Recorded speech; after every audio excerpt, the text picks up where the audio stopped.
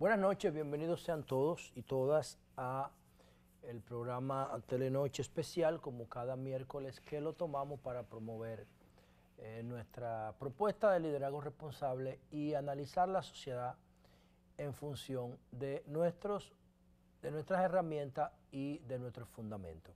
Entonces hoy vamos a hablar de varios temas, vamos a analizar lo que está pasando con el caso de Facebook y la influencia de la empresa de Cambridge Analytica en las elecciones de Estados Unidos, en las de México, en las de Brasil, en las de Colombia, en las de Argentina, en las de Inglaterra con el Brexit, y qué pudiera pasar con eso aquí en el año 2020. Vamos a hablar del tema de Brasil y la decisión del Tribunal Supremo Regional de Brasil que manda a Lula a enfrentar su juicio desde la prisión. Y esto ha causado una conmoción internacional, sobre todo en América Latina, y también vamos a estar hablando de la próxima Feria del Libro en la República Dominicana, que será a finales de abril. Pero primero yo quería decir algo. El presidente Donald Trump suspendió su participación en la Cumbre de las Américas. Estados Unidos es un actor clave de esa cumbre, que es una cumbre de posguerra, una cumbre que surge después de la caída del muro de Berlín, porque a Estados Unidos le convenía vincularse desde el punto de vista económico a estos países. Y el presidente de Estados Unidos siempre participa en estas cumbres, y Donald Trump tenía todo listo, pero ocurre que de repente el tema fue suspendido porque Siria, que está peleando desde el año 2011 con rebeldes musulmanes pero sunitas, porque el gobierno de Siria es chiita. O sea, la mayoría de los sirios son sunitas, pero el gobierno es chiita. Entonces el gobierno chiita está apoyado por Irán, está apoyado por Rusia, está apoyado por China. Y la oposición en Siria está apoyada por Arabia Saudí y Israel, Estados Unidos y todos los países que son de mayoría sunita. Entonces, ¿qué es lo que ocurre con este tema?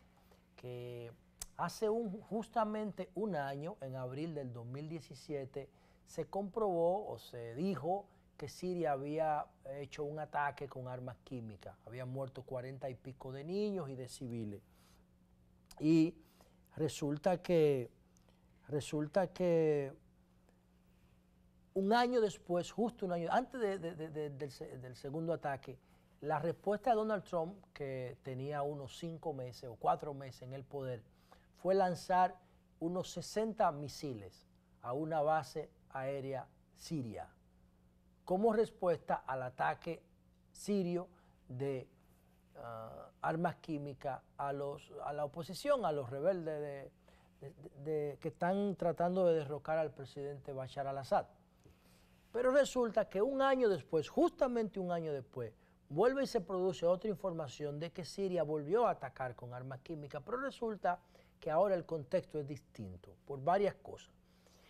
Y es distinto primero porque quien tiene el liderazgo de las negociaciones ya solamente queda un reducto, creo que se llama Daesh, el sitio donde está, déjenme buscarlo por aquí. Déjame buscarlo por aquí.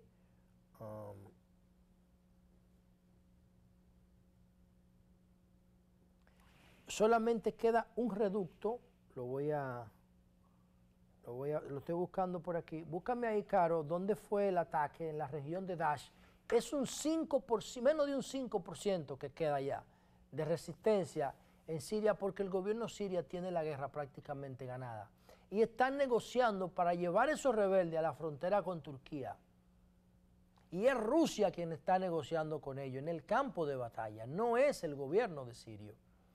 Y se producen las armas químicas, Dumash se llama, Duma. Entonces, así es que se llama la región, Duma. Entonces, cuando se produce esto, fue en un contexto de negociación y no se sabe cuál era la necesidad de utilizar las armas en un momento donde se está negociando y donde el gobierno tiene la regla prácticamente ganada. Lo que se argumentó es que los rebeldes se están metiendo en unos túneles, en unas catacumbas, en unos búnkers, donde las armas regulares no tienen efecto.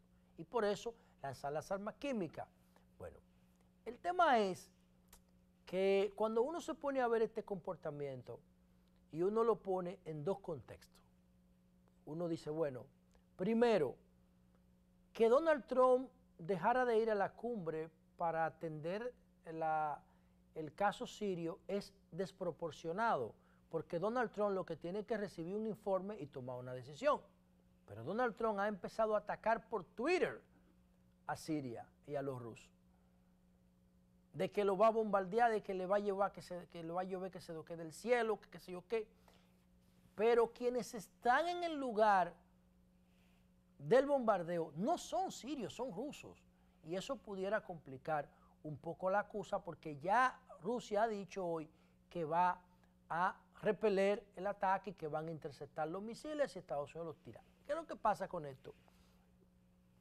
Que la reacción de Donald Trump, que yo digo que es desproporcionada con relación a la cumbre de las Américas, se produce en el momento en que Donald Trump está en medio de dos ataques paralelos. El ataque de Mark Zuckerberg en la crisis de Facebook, cuyo presidente está siendo interrogado en el Congreso y están mencionando a Rusia y están mencionando a la campaña de Trump, y el caso de la ex prostituta Stormy Daniels, que dice que le dieron $100,000 y pico de dólares para que no dijera antes de las elecciones que ella había tenido una relación con Donald Trump. Y en medio de eso, ¿cuál es la salida? O eso es lo que se percibe, pudieran percibir algunas personas, que Donald Trump crea un problema mayor que esos dos.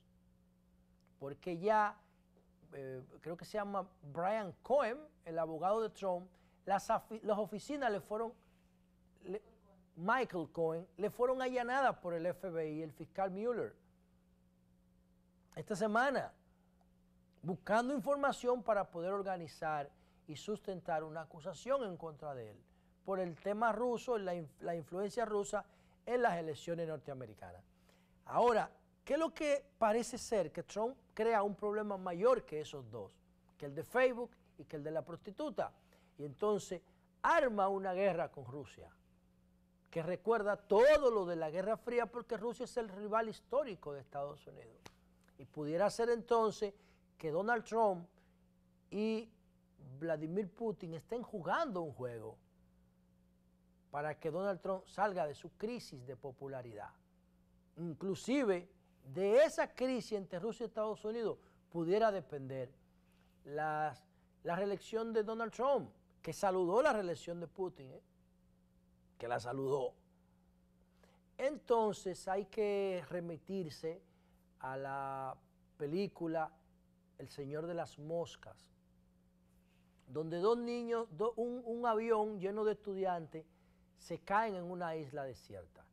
Y hay un grupo de los niños que quieren volver a casa y estar con sus padres. Esos querían hacer lo correcto. Pero hay otro grupo que dice, ¿y para qué tú quieres volver para tu casa? ¿Para que te pongan a hacer tareas?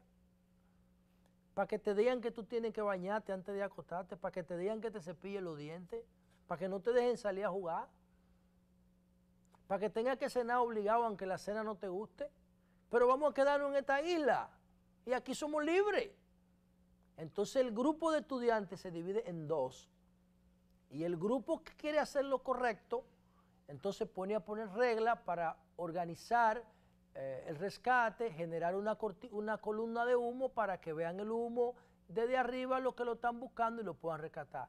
Y el grupo malo, entonces, impide que se arme la fogata y crea un monstruo que está escondido en una cueva en la isla. Y dice, los que estén con nosotros van a ser protegidos para que el monstruo no se lo coma. Y el liderazgo que hace lo incorrecto empieza a imponerse sobre el liderazgo que hace lo correcto.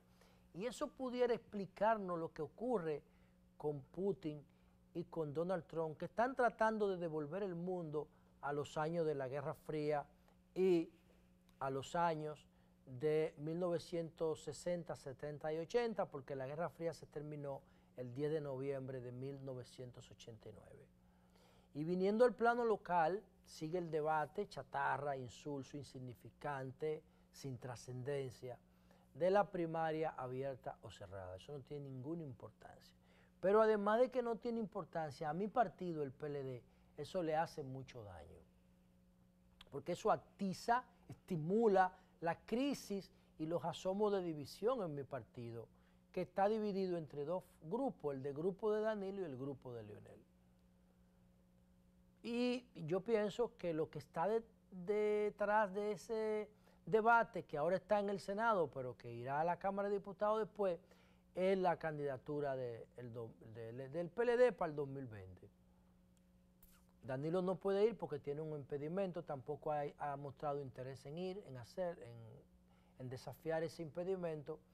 Y los leonelistas me da la impresión de que están luchando contra molinos de viento, porque Danilo no va.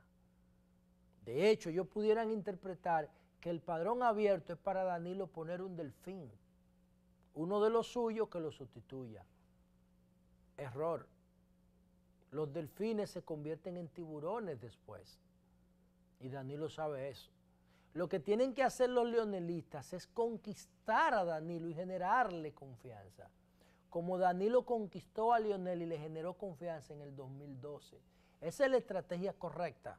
Aunque yo todavía no sé para qué Leonel quiere volver, porque no se lo ha dicho a nadie. Y para convencerme de que él es lo correcto, tiene que venir con un paquete de ideas nuevas reflejando los valores del siglo XXI, porque Leonel fue presidente por primera vez hace 22 años y ya la sociedad no se parece en nada a la que él dirigió. Pero le recomiendo al grupo de Leonel que trate de conquistar a Danilo y que deje ese debate por el padrón abierto, padrón cerrado, que si el PLD se divide, los que van a perder son ellos. Porque ellos saben lo que significa un presidente en el poder en un país subdesarrollado. Ellos saben lo que es eso porque Leonel fue presidente 3 veces. Entonces vamos a hacer un cambio y volvemos precisamente con Mark Zuckerberg, que por sus exposiciones ante el Congreso norteamericano es nuestro personaje del día en la noche de hoy.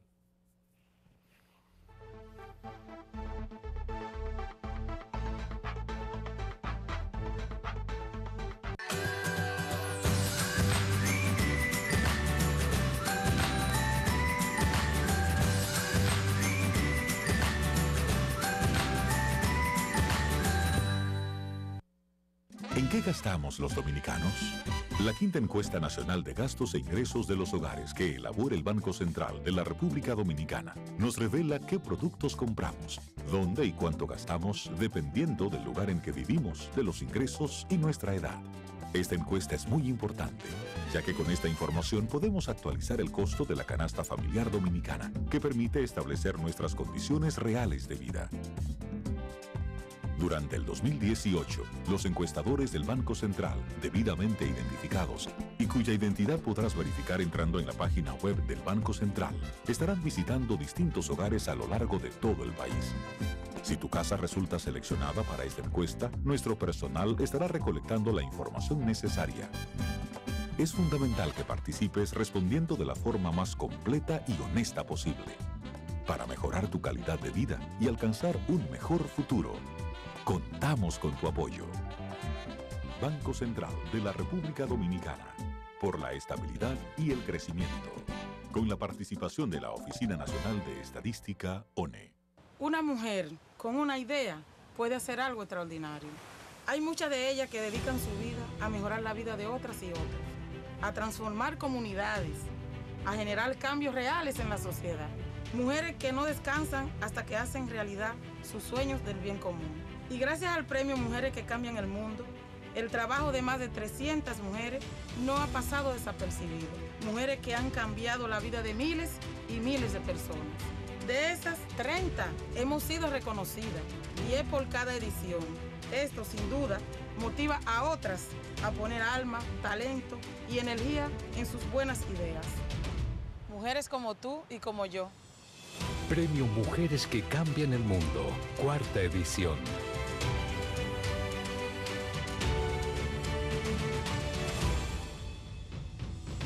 Banco BH de León. Mejora tu mundo. Telenoche está en los Estados Unidos. Sigue nuestras transmisiones en vivo por TV Quisqueya para New York, New Jersey y Connecticut en el canal 1096 de Optimum y para todo Estados Unidos a través de Sling TV.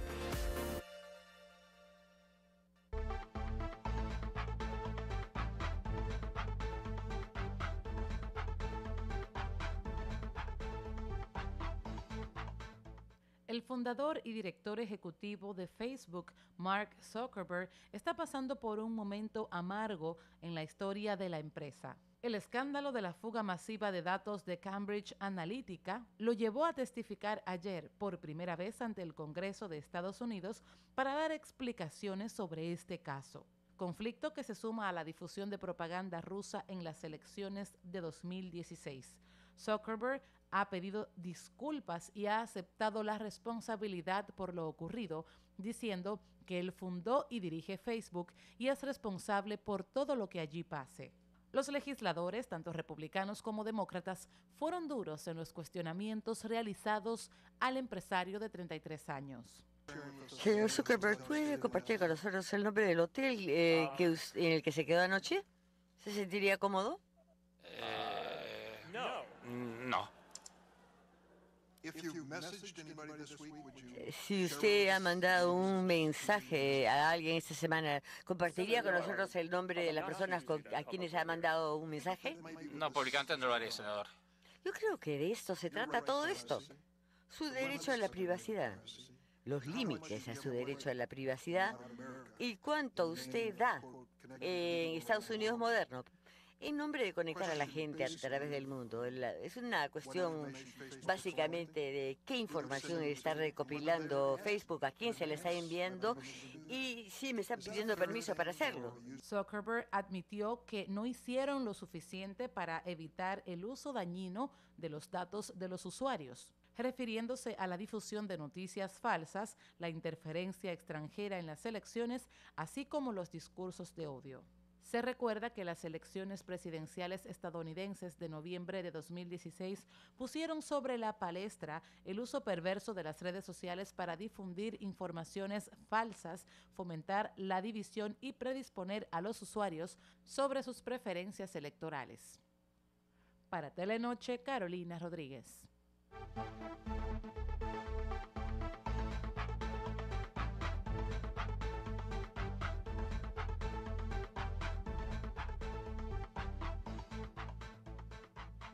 Bueno, al ver estas declaraciones de Zuckerberg ante esa comisión conjunta de medios y de comercio del Capitolio norteamericano, 4 presentaciones tuvo que hacer. Yo sigo pensando que Zuckerberg es un líder responsable y que refleja los valores del siglo XXI. Lo que pasa es que como yo digo en la conferencia de liderazgo responsable, Silicon Valley es un resultado espontáneo de la sociedad web. Nadie planificó a Facebook y nadie planificó a Google. Facebook nace en una habitación de la Universidad de Harvard, inspirado en un libro que se llama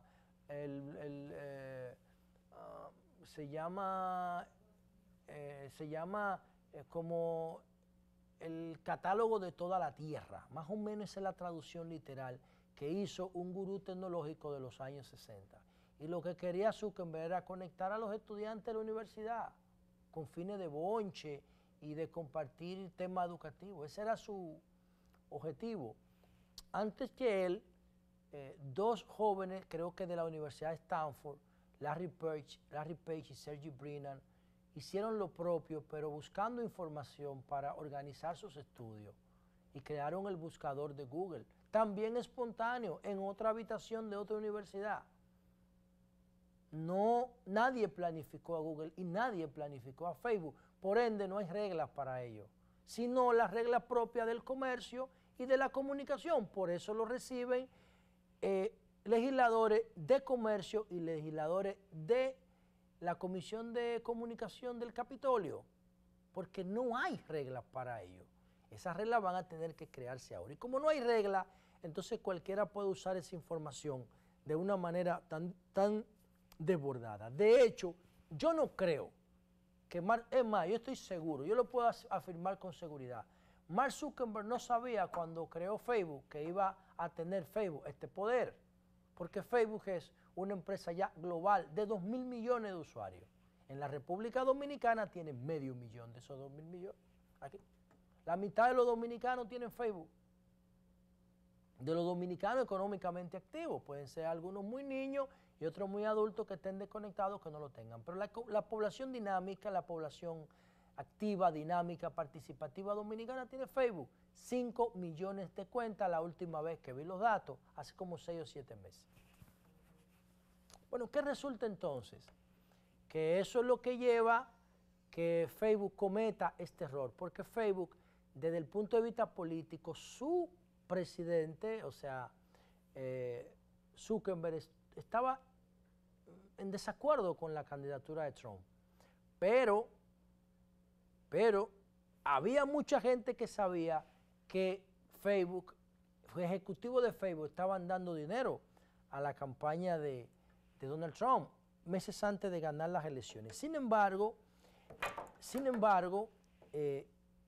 Christopher Wylie, que es un informático británico de la firma Cambridge Analytica, había revelado que esa empresa utilizaba los datos de Facebook para manipular a los votantes.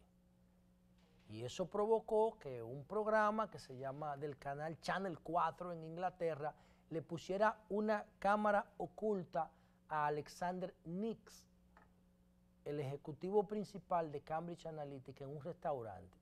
Y el tipo empezara a decir cómo el asesor de Trump, Stephen Bannon, contrató a Cambridge Analytica, creo que fueron unos 6 millones de dólares. Y entonces a partir de ahí se hizo un uso de un formulario que había desarrollado un sociólogo ruso, Alexander Kuhan.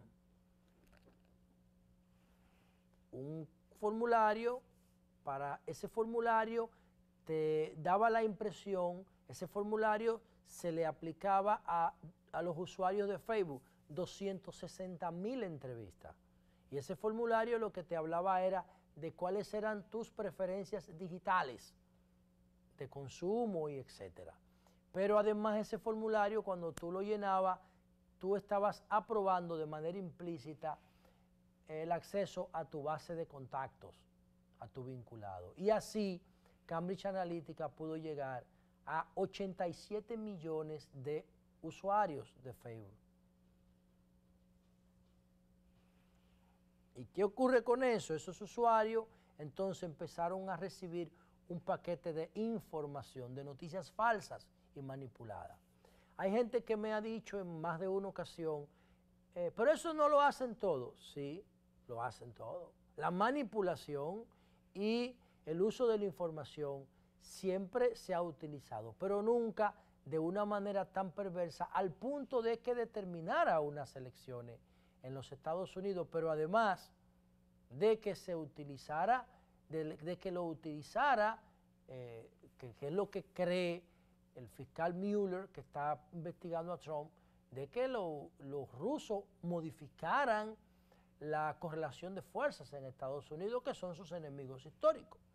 Y bueno, y esto es lo que ha sucedido con este tema. Y yo lo ilustro de dos formas. Imagínese usted que usted quiera comprar una nevera. Era lo que decían en un conservatorio de Indotel esta semana. Entonces usted empieza por Facebook o por Google a buscar el concepto de nevera.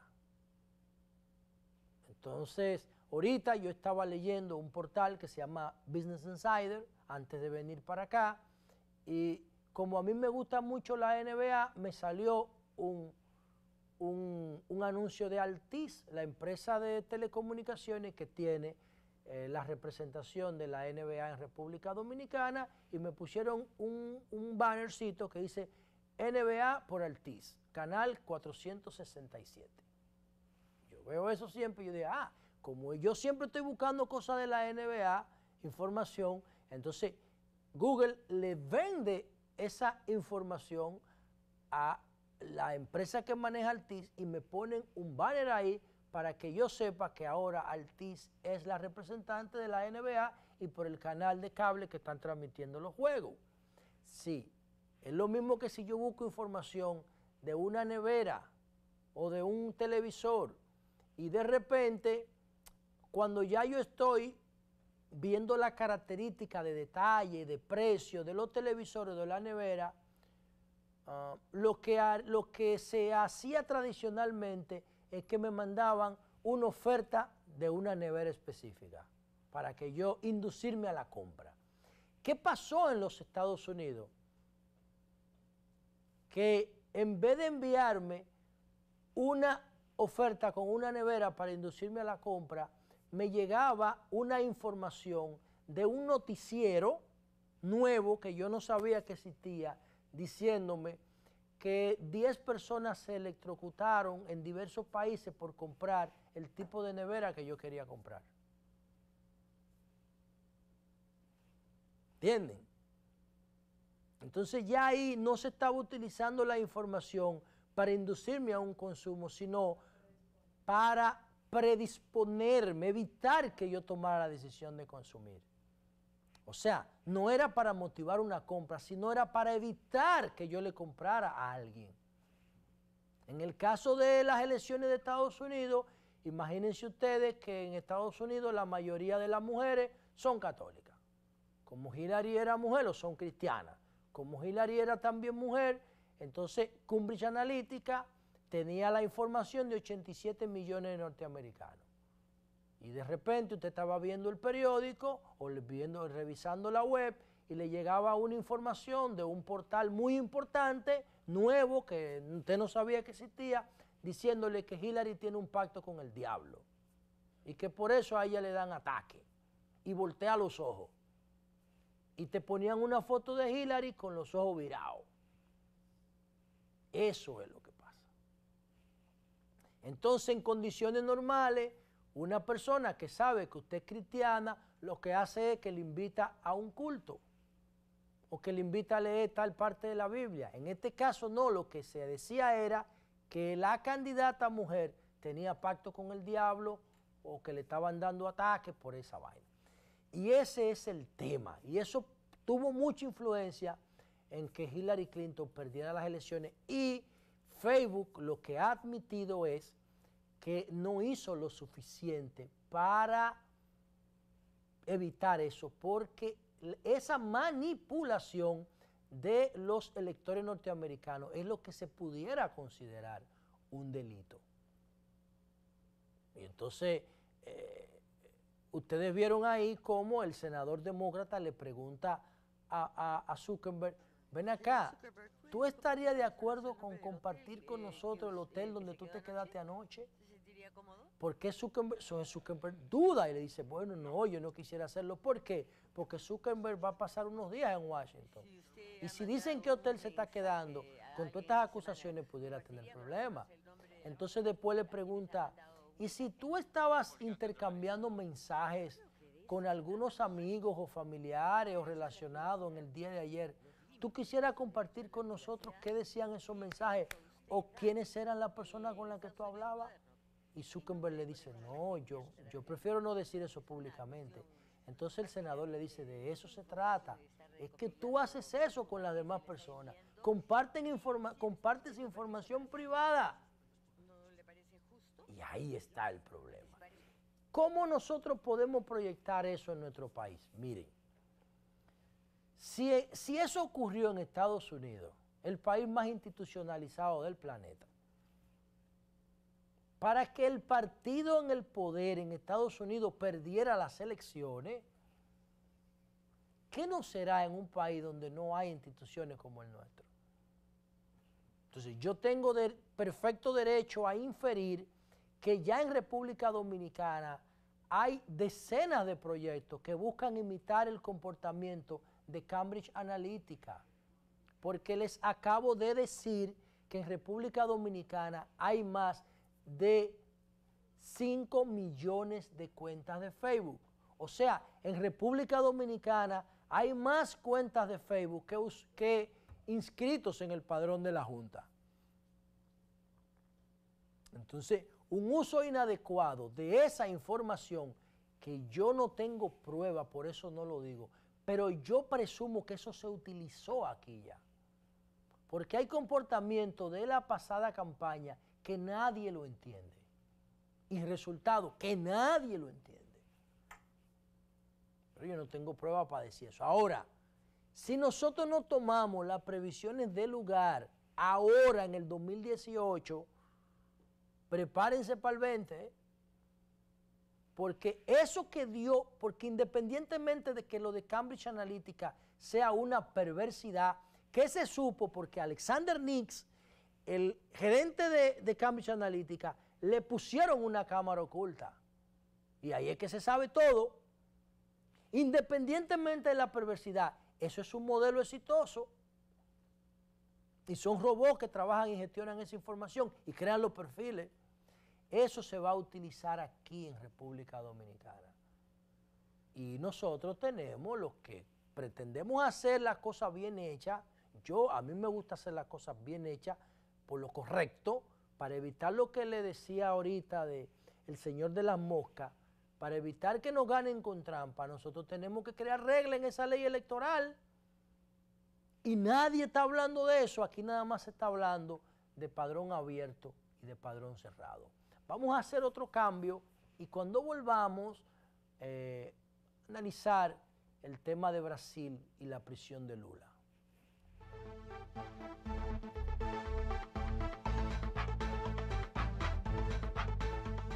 Durante un encuentro con directores de medios de comunicación, el director general de Impuestos Internos, Magín Díaz, dijo que las recaudaciones de esa institución crecieron un 17% en el primer trimestre de 2018 al compararlas con igual periodo de 2017.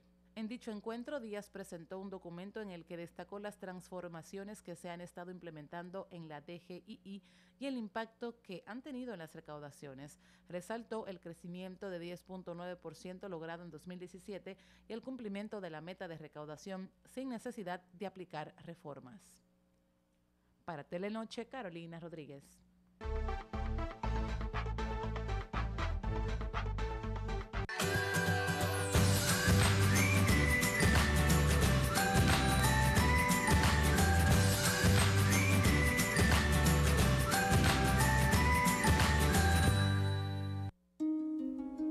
Copnama, te acompañamos a realizar tus metas. Es bueno cuando uno llega a lo suyo.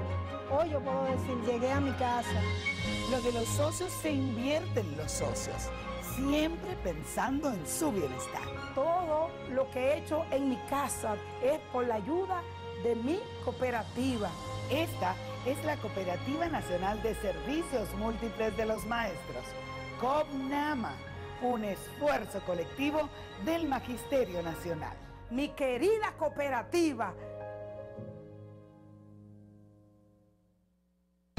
Jet Set, el centro de eventos de mayor prestigio en el Caribe, presenta este lunes 16 de abril, derroche de salsa y merengue, en vivo con todos sus éxitos, la diva del merengue, Miriam Cruz. La carnada, yo solo sé que estoy enamorada de él. Y el más pegado de la salsa, Gillo Sarante. Yo acepto mi derrota, me vas a extrañar, yo paso lo que quieras, que vas a buscarme. Lunes 16, en la más internacional de la capital, el merengue romántico de Miriam Cruz. Él me dijo que era libre. Y la salsa con sentimiento de Gillo Sarante. Una fiesta que no te debes perder este lunes 16 en Jet Set. Información 809-535-4145. Próxima atracción, lunes 23, el grupo Nietzsche. Telenoche está en los Estados Unidos. Sigue nuestras transmisiones en vivo por TV Quisqueya para New York, New Jersey y Connecticut en el canal 1096 de Optimum y para todo Estados Unidos a través de Sling TV.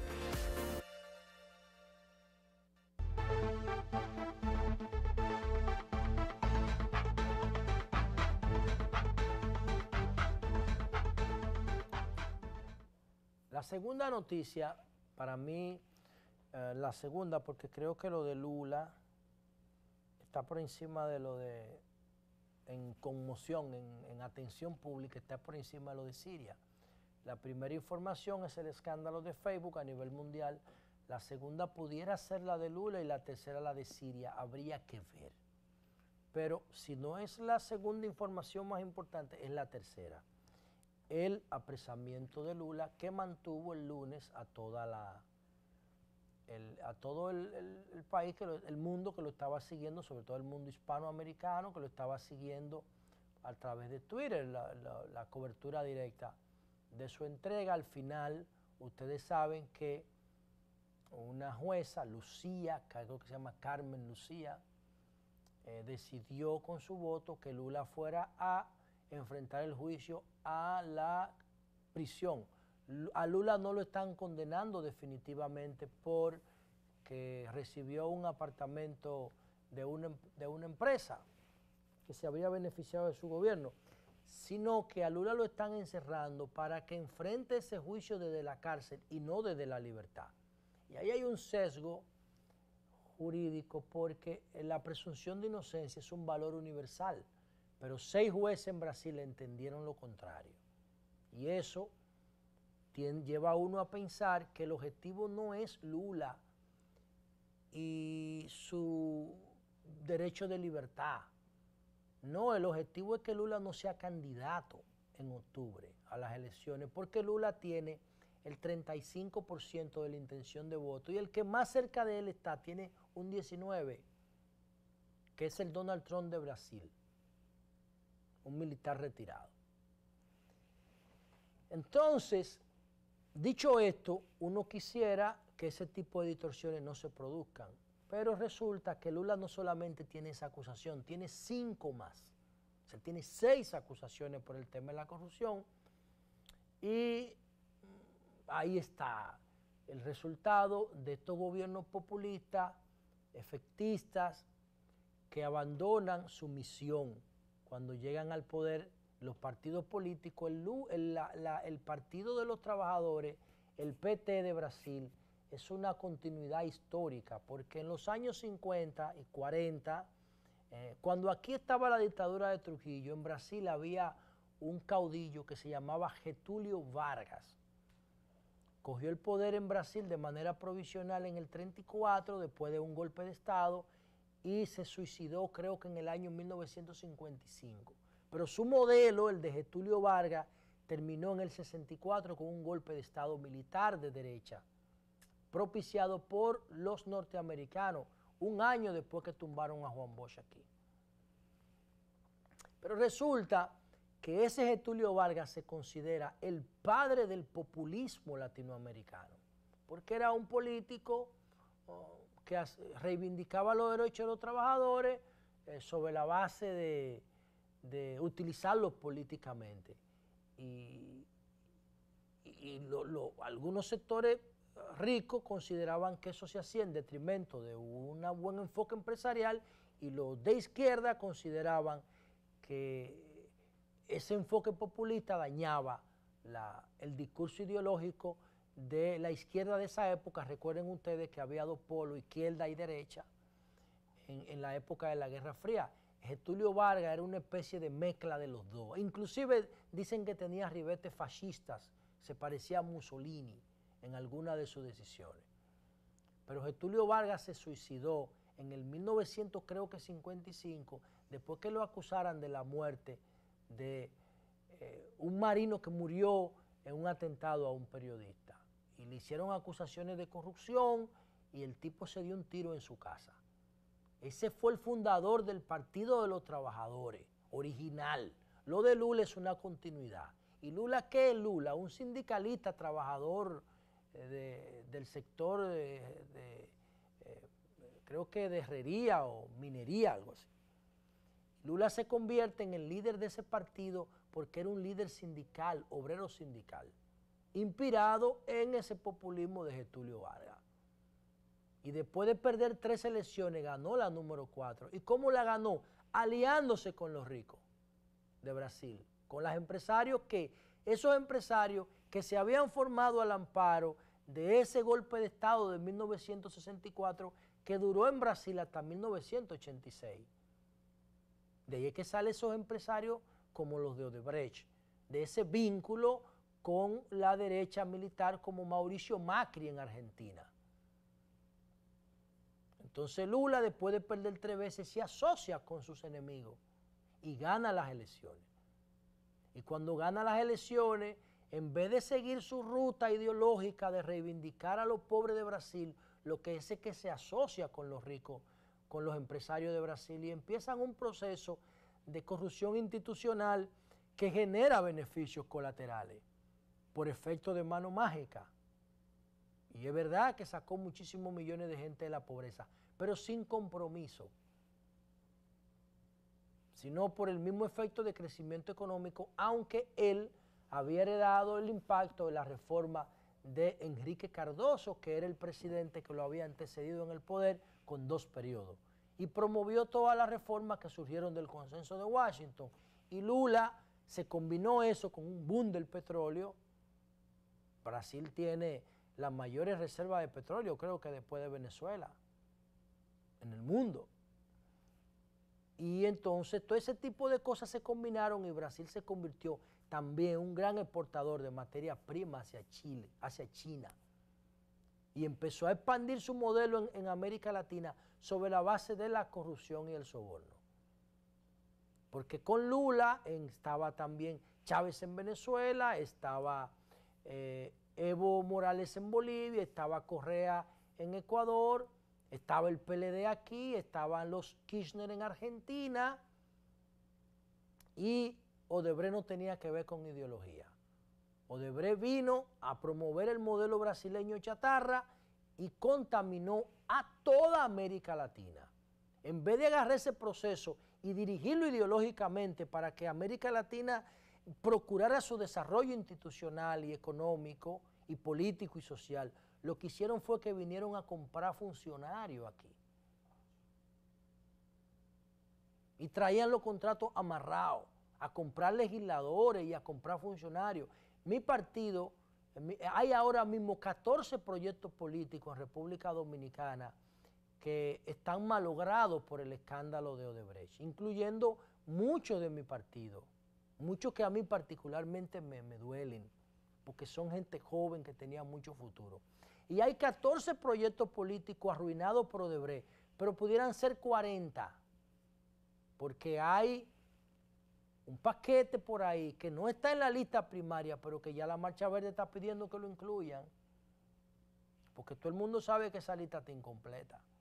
Hay un paquete de políticos más, también de la oposición. Recuerden ustedes que el presidente del PRM, que ahora perdió, se retiró de un proceso, está encartado, está procesado.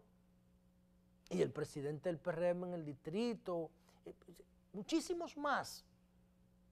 O sea, que en vez de Brasil dirigir el proceso políticamente, lo dirigió desde el punto de vista de la corrupción y nos ensució a todos. Y yo quería decir esto porque muchos PLDistas me preguntan, ¿cuál debe ser la actitud del PLD y de los dominicanos frente al caso de Lula? En términos personales, yo no quiero que nadie esté preso, pero en términos políticos, el PLD se contaminó con el proceso de Brasil. ¿Y por qué yo digo esto?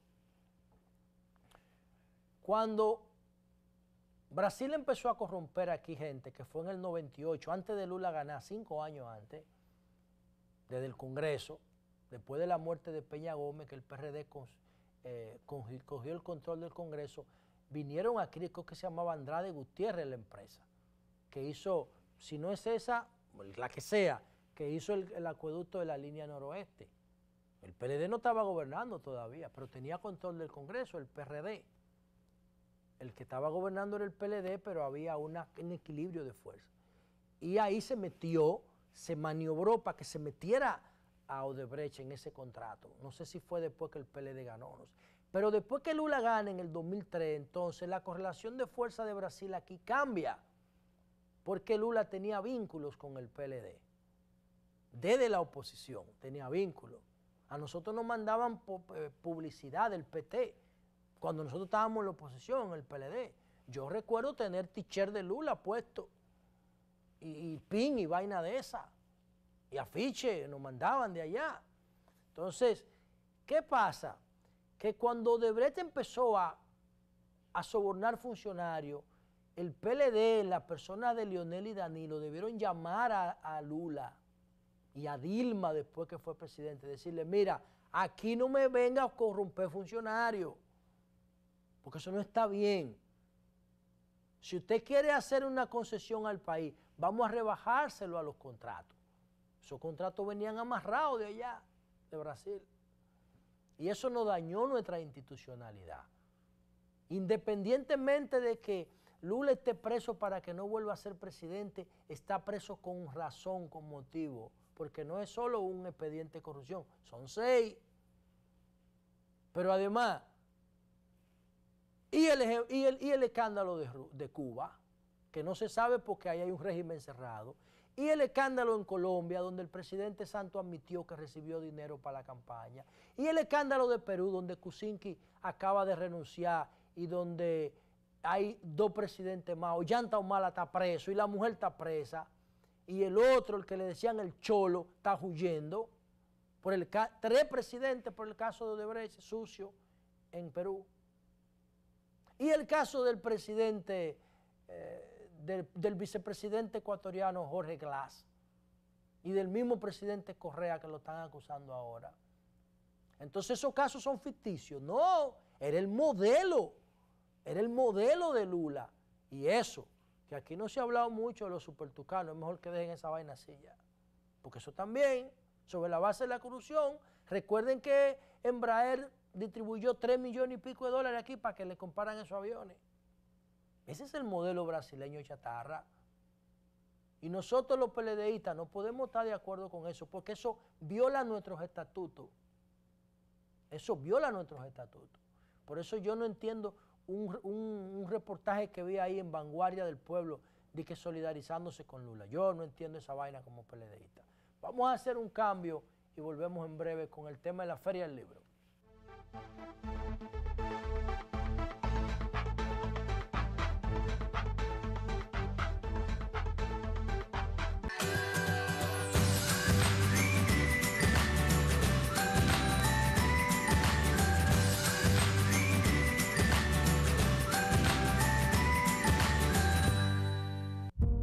Cada minuto cuenta, pero hay minutos que cuentan más que otros.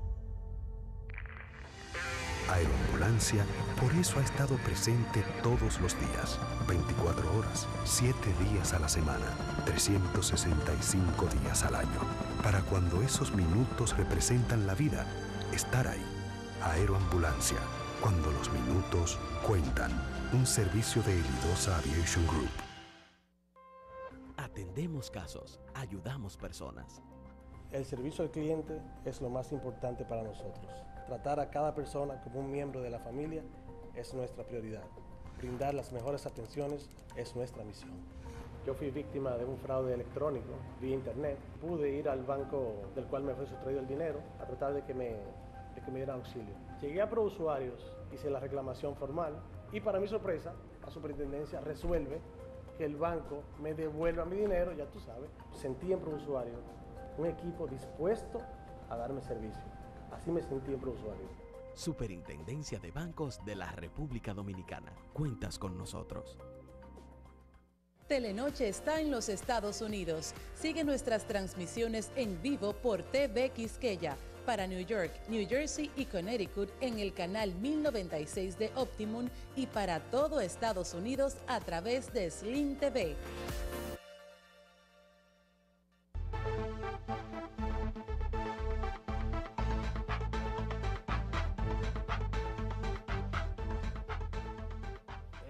El Partido de la Liberación Dominicana heredó del gobierno de Balaguer esa Feria del Libro. Antes solamente llamaba Feria del Libro y luego el PLD Balaguer creo que en el último año le puso Feria Internacional del Libro y ya lleva 21 ediciones con esta, que va a empezar la semana próxima. 21 ediciones esa Feria Internacional del Libro. Pero resulta que esa Feria Internacional del Libro se está agotando. porque ya tener un libro físico es una especie de lujo innecesario, a menos que usted viva en una sociedad desconectada, alejada. En el año 2012, Jochi Santos me invitó a su programa, hace 6 años de eso. Creo que fue a principios del 2012. Y yo le dije, entre muchas cosas que hablé con Jochi en tono de humor y en tono serio, le dije, Jochi, si tú tienes una biblioteca en tu casa y tú tienes internet, todavía no teníamos una banda ancha estandarizada como ahora, y tú tienes internet, prepárate para que regales tu biblioteca. Y Jochi decía, ¿tú estás loco? Sí, solamente deja los libros de consulta, porque los libros no tienen sentido de ser físicos ya. Porque los libros físicos ocupan espacio, impactan negativamente el medio ambiente porque es de papel que se hacen, son extremadamente costosos en su producción, en su almacenamiento y en su distribución y comercialización. El libro virtual no ocupa espacio, no pesa, tú lo puedes tener. Yo tengo muchos libros aquí en mi teléfono y a donde quiera que yo me voy me lo llevo conmigo y lo puedo leer aunque no tenga internet ya. Entonces por cada dólar que cuesta un libro digital, un libro físico cuesta 10. Y eso tiene que ver con los valores de la nueva sociedad. Y yo le digo a la comisión organizadora de la Feria del Libro, ustedes van a esperar que se le agote en la mano el concepto de Feria del libro físico, del libro viejo. No, antes de que le impongan un nuevo modelo, hagan ustedes mismos la transición y cierren esa Feria del Libro, cierren ese ciclo y hagan una feria de la cultura, donde quepan todas las manifestaciones culturales, que incluya obviamente las corrientes de pensamiento digitales. Ahora mismo, por ponerle un ejemplo, y con esto cierro, por esta oportunidad, porque vamos a tener que seguir hablando de este tema, el artista que más se escucha en República Dominicana, o entre uno de los que más se escucha, es el puertorriqueño Bad Bunny, que es un muchacho, debe tener 20 o 22 años. Tiene 20 millones de seguidores en Spotify nada más. Solamente en Spotify, 20 millones de seguidores. La mayoría de los jóvenes, niños, adolescentes y adultos jóvenes de República Dominicana escuchan a Bad Bunny. El gobierno, ese Ministerio de Cultura que organiza esa feria, no sabe quién es Bad Bunny. ¿Y sabe lo que hace Bad Bunny? Contaminar a los niños con promoción de agresión a la mujer, violencia de género, prostitución, armas, consumo de droga, eso es lo que hace. Ah, porque el Estado Dominicano deja el terreno cultural vacío y todo ese contenido tóxico lo llena. El libro físico es un cadáver cultural. Entonces tenemos que sustituir el libro físico por los libros virtuales para que niños, jóvenes, adultos y mayores de edad aprendan a leer en sus celulares y en su tableta, porque la mayoría de los libros digitales son gratuitos. Y así es que tenemos que educar a las sociedades actuales y a las sociedades que vienen. Vamos a seguir hablando de la Feria del Libro porque nuestro compromiso es ir cambiando la forma de hacer las cosas para que la sociedad mejore, independientemente de que a mucha gente no le guste el rol que uno juega. Gracias por la audiencia. Nos vemos mañana en el showroom digital de los jueves.